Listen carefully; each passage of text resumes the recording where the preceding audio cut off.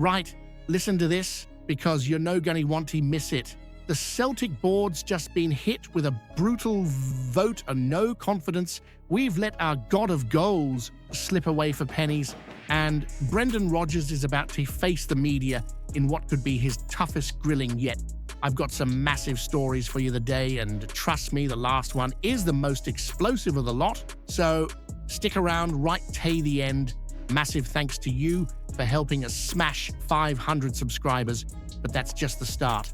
With more than 2,000 views on every story, if you hit subscribe right now, we'll fly past 500 subscribers, all backing the Celtic. Let's prove once again that our support is miles beyond anything the Rangers could ever muster.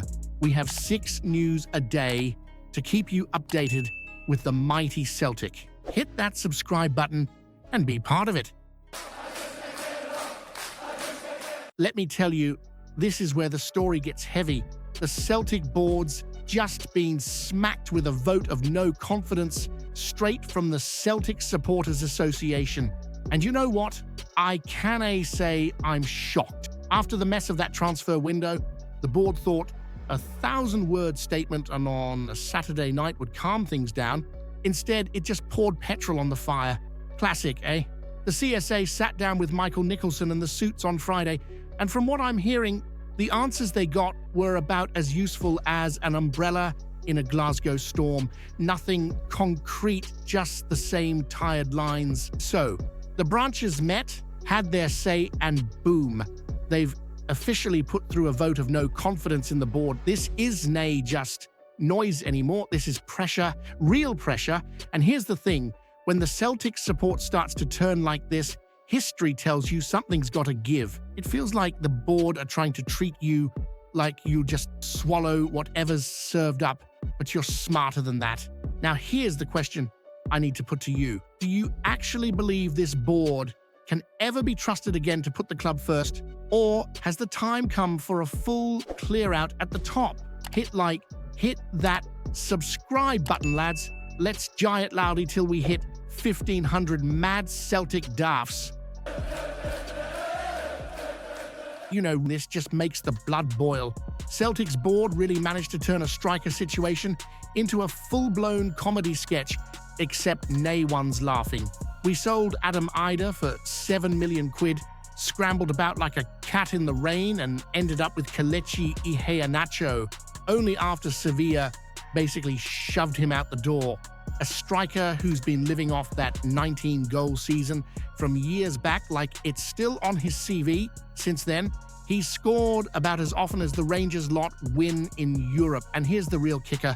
We had Giorgos Giakoumakis, the Greek god of goal. The lad never stopped finding the net, one of the best finishers we've had since the glory days of the big Swede. Henrik, 26 goals in 57 games for Celtic, a golden boot winner in Scotland, sold for 4 million quid like he was spare change.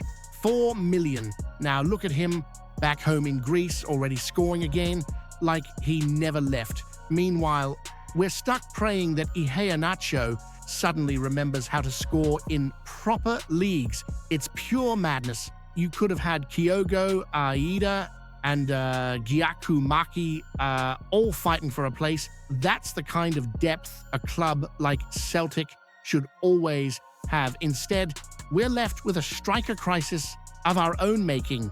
The board's strategy, about as convincing as a Rangers excuse on Derby Day. So let me throw this right at you. Did the board absolutely bottle it, selling Giakoumakis? Or do you think Rodgers is right to gamble everything on Iheanacho, rediscovering his form? Hit that subscribe button, lads. Let's giant loldy till we hit 1,500 mad Celtic daffs.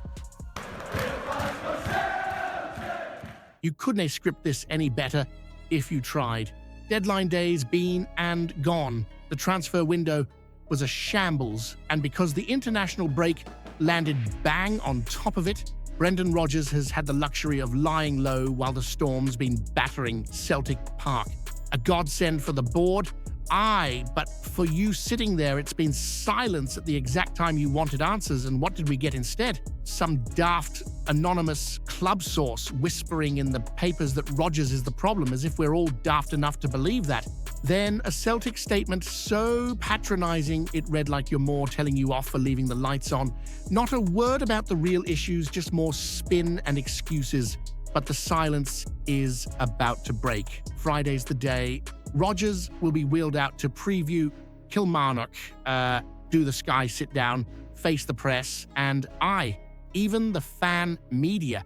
And let me tell you, it will nay just be about Kilmarnock. He's going to get hammered with questions about the transfers, about the board, about the so-called divisions inside the club. It's shaping up to be one of the toughest press days of his second spell here.